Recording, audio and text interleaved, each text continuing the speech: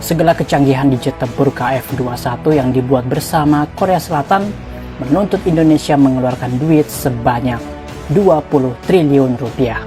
Uang sedemikian itu akan membuat Indonesia mendapatkan 40 unit KF-21 Boramae plus transfer teknologi pembuatan jet tempur dari Korsel.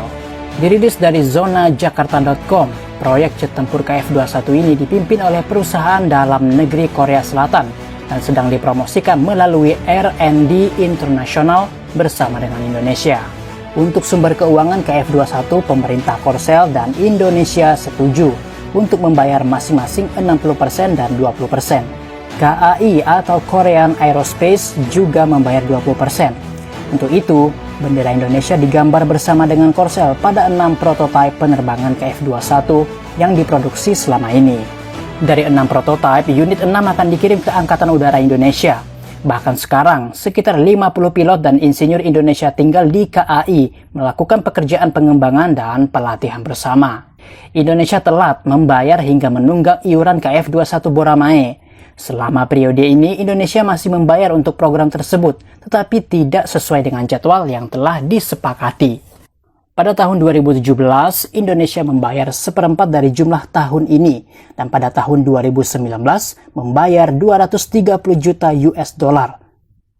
Sisanya masih diperlukan 255 juta US dollar. Dan di tahun 2020 yang dilanda pandemi adalah tahun ketiga negosiasi ulang dan penuh dengan laporan yang belum dikonfirmasi bahwa Indonesia akan meninggalkan program serta klaim KAI bahwa semuanya baik-baik saja. Karena menunggak pembayaran KF-21 Boramae sedangkan pesawat akan segera terbang kala itu, Korsel mengambil langkah tegas kepada Indonesia. Korsel tak akan memberikan salah satu dari 6 prototipe pesawat kepada Indonesia. Kelancaran kerjasama dengan Indonesia, mitra bisnis masih menjadi tugas yang tersisa.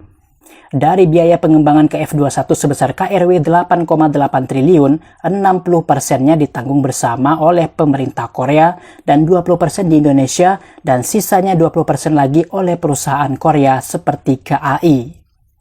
Masalahnya, Indonesia terlambat memberikan kontribusi yang signifikan karena kesulitan ekonominya sendiri. Meski demikian, Korsel dan Kementerian Pertahanan Indonesia akan menyelesaikan masalah tunggakan secepat mungkin. Kemhan dan Korsel menjelaskan bahwa diskusi dengan Indonesia berjalan baik untuk menyelesaikan masalah tunggakan pembayaran. Kalau masalah uang tak selesai, maka jangan salahkan Korsel yang tak sudi memberi KF-21 Boramae ke Indonesia.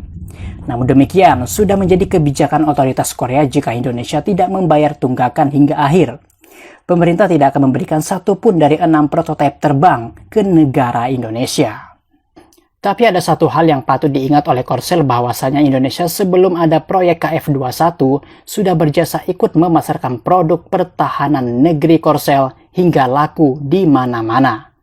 Di tanggal 4 Februari 2023, Wakil Menteri Pertahanan Indonesia menghadiri rapat koordinasi pembahasan tindak lanjut pembayaran pesawat KF-21. Sejalan dengan kebijakan Presiden Joko Widodo yang berkomitmen untuk melanjutkan program kerjasama antara Indonesia dan Korsel. Dengan